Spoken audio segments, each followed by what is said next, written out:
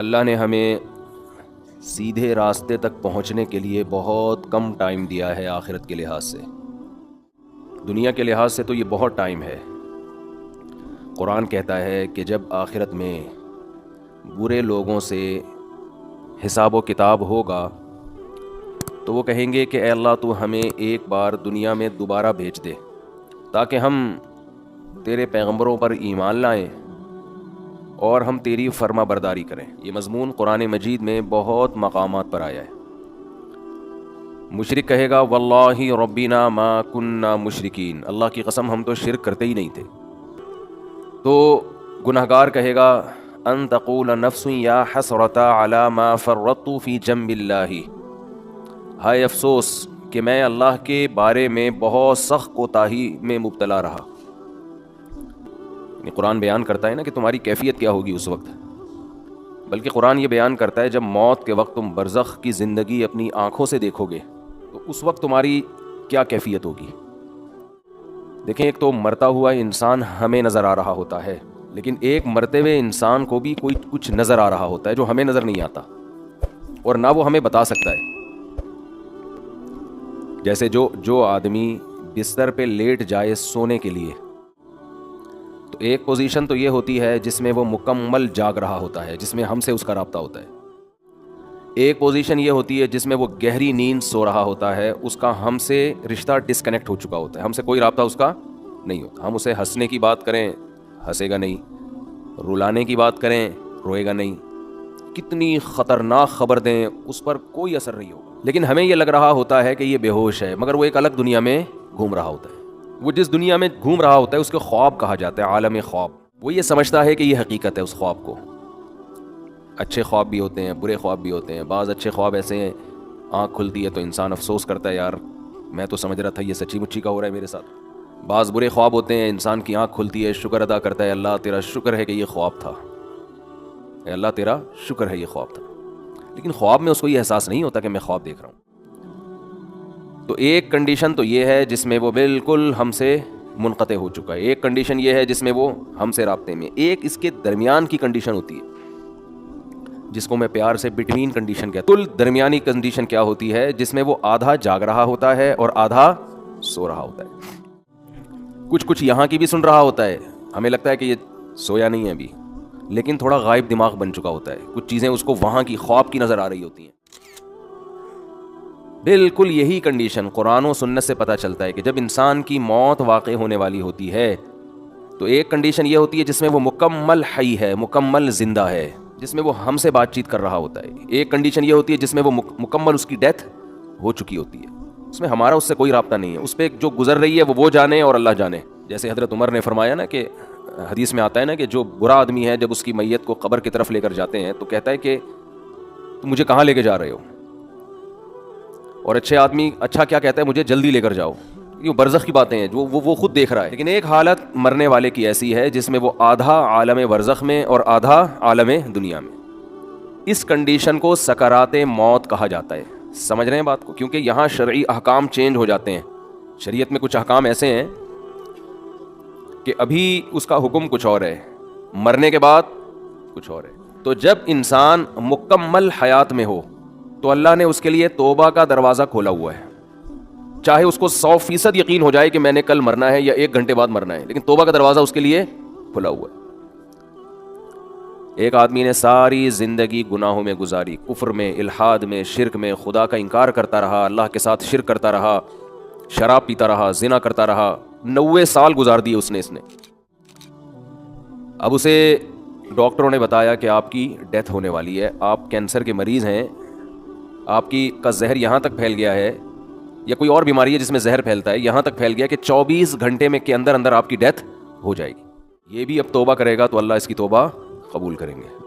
یہ اللہ کا وعدہ ہے. دل سے کرے توبہ، یہ والی توبہ نہ ہو کہ اگر نہیں مرا تو ٹھیک ہے پرانا اسٹائل، مر گئے تو توبہ تو کی بھی ہم نے. بعض لوگ زبان کے بڑے پکے ہوتے ہیں چاہے وہ کافر ہی کیوں نہ ہو، کہتے ہیں جیسے ہم اندر سے ویسے ہی ہم باہر سے. جیسے نبی صلی اللہ علیہ وسلم کے چچا ابو طالب تھے نا، موت کے وقت کلمہ نہیں پڑھا. انہوں نے کہا نہیں، اب اگر میں پڑھوں گا لوگ کہیں گے ساری زندگی جس دین پر قائم رہے موت کے ڈر سے، تو میں نہیں پڑھوں گا کلمہ. جیسا جو میں ہوں اندر سے ویسا ہی میں کیا ہوں. ان کی ایک رائے تھی کہ میں جیسا رہا ہوں ویسا ہی رہوں گا میں. ہمارے نبی کو بہت افسوس ہوا, بہت غم ہوا. اللہ نے فرمایا انک لا تہدی من احببت, اے محمد صلی اللہ علیہ وسلم جس سے آپ کو محبت ہے, ہدایت کا اختیار آپ کے ہاتھ میں نہیں ہے. یہ نہیں کہ آپ کو جس سے محبت ہے آپ اس کو ہدایت بھی دے دیں, یہ نہیں ہو سکتا. ہدایت تو جو چاہے گا اسے ملے گی, اور یہ اللہ کے ہاتھ میں ہے. حضرت بلال کا نبی سے کوئی رشتہ نہیں, غلام, رنگ بھی سیاہ, قوم بھی الگ, غلام, ان کو ہدایت مل گئی. چاہت تھی ان کے دل میں, طلب تھی. تو بعض ایسے ہوتے ہیں کہ وہ اقرار نہیں کرتے, وہ کہتے ہیں موت کے وقت بھی ہم نہیں, حالانکہ موت کے وقت ان کو یہ ہوتا ہے کہ شاید اسلام نے جو کچھ کہا وہ سچ کہا ہو, لیکن وہ کہتے ہیں نہیں, جس پہ ہم زندگی میں رہے اسی پہ رہیں گے. تو یہ جو 90 سالہ شخص تھا جس نے سینکڑوں انسانوں کو قتل کیا, ہزاروں کو قتل کیا, خدا سے بغاوت کی, اللہ کے وجود کا انکار کیا, اس سے بڑا مجرم دنیا میں کوئی نہیں ہو سکتا تھا. اسے بتایا گیا 6 مہینے بعد تمہیں لٹکا دیا جائے گا. لوگوں نے کہا توبہ کر لے, اس نے کہا کہ نہیں, کیونکہ اس کو یہ تھا کہ شاید میں رہا ہو گیا, 1% چانس ہے, تو میں نے تو وہ بدماشیاں دوبارہ کرنی ہے, پھر میں کس منہ سے لوگوں کے پاس جاؤں گا. لوگ کہیں گے اچھا پہلے اسلام باطل تھا اب اسلام صحیح ہو گیا. تو اس نے ڈیلے کی, اس نے کہا نہیں, یہاں تک کہ اس کو لٹکانے میں 1 منٹ باقی ہے, 1 منٹ. اس کو یقین ہو گیا میری زندگی صرف کتنی دیر کی ہے, 1 منٹ کی. اب رہائی کی تمام اپیلیں مسترد ہو چکی ہیں, لیکن ہے پورا زندہ, ابھی عالم برزخ کو اس نے اپنی آنکھوں سے دیکھا نہیں. اب اگر یہ توبہ کر لے, بالکل پھانسی کے پھندے کی طرف جا رہا ہے, اس کو جلاد لے کے جا رہا ہے لٹکانے کے لیے, یہاں تک کہ اسٹول پہ اس کو کھڑا کر دیا, این اس وقت بھی اگر یہ توبہ کرے گا تو اللہ کا وعدہ ہے اس کی توبہ اللہ قبول کرے گا. لیکن اس توبہ میں شرط یہ ہے کہ یہ دل میں ارادہ ہو کہ اگر بالفرض چھوٹ گیا میں, قدرت کی طرف سے کچھ بھی ہو گیا, تو میں دوبارہ پرانی زندگی کی طرف نہیں لوٹوں گا. یہ دل کی حالت تو اللہ ہی جانتا ہے نا. یہ پکا عزم دل سے ہو اور زبان سے اقرار کرے کہ اللہ میں اسلام کو قبول کرتا ہوں, میں تیرے وجود کا قائل, تیری توحید کا قائل, تیرے پیغمبروں کا قائل, مجھے اگر رہائی مل گئی تو میں دوبارہ اس پرانی زندگی کی طرف نہیں آؤں گا. حالانکہ رہائی ملنے کا کوئی چانس نہیں ہے. قرآن سے, صحیح احادیث سے, متواتر احادیث سے اہل سنت والجماعت کا عقیدہ ہے کہ اس وقت 1 سیکنڈ کی توبہ اللہ اس کے تمام گناہوں کی دیوار کو گرا ڈالے گی. وجہ کیا ہے؟ اس نے ابھی تک آخرت دیکھی نہیں ہے. اللہ اس کو بخشنے کا بہانہ کیا تلاش کرے گا؟ ہو سکتا ہے فرشتے اعتراض کریں, اللہ تو موت کا یقین ہے اس کو, اس کی توبہ کس بات کی؟ اللہ کہیں گے موت کا تو یقین ہے, لیکن فرشتے اور آخرت اس نے اپنی آنکھوں سے غیب پر ایمان ہے, اور غیب پر ایمان اللہ قبول کرتا ہے. بہت سے لوگ اس کنڈیشن میں بھی توبہ نہیں کرتے, بلکہ زیادہ تر تو نہیں کرتے. زیادہ تر لوگ اس کنڈیشن میں توبہ کرتے ہیں؟ نہیں کرتے. جاؤ ہسپتالوں میں کینسر کے مریضوں کو جا کے دیکھ لو, جیسے تھے ویسے کے ویسے ہی ہیں. غیر مسلموں کو دیکھ لو, بسترے مرگ پہ تڑپ رہے ہوتے ہیں. جو بت پرست تھا وہ بت پرستی میں ہی مرتا ہے, پھر بھی نہیں کرتا توبہ. تو یہ بھی بہت 1% خوش قسمت لوگ ہوتے ہیں جو عین اس وقت میں توبہ کر لیں, ورنہ توبہ ہوتی نہیں ہے. اس ٹائم پہ بھی نہیں کرتے لوگ توبہ, دل سے ہو چکے ہوتے ہیں. میرے بھائی, اللہ کا قانون یہ ہے کہ جب تک اپنی آنکھوں سے موت کے فرشتے نظر نہ آئے اس وقت تک اللہ نے توبہ کا آپشن رکھا ہوا ہے.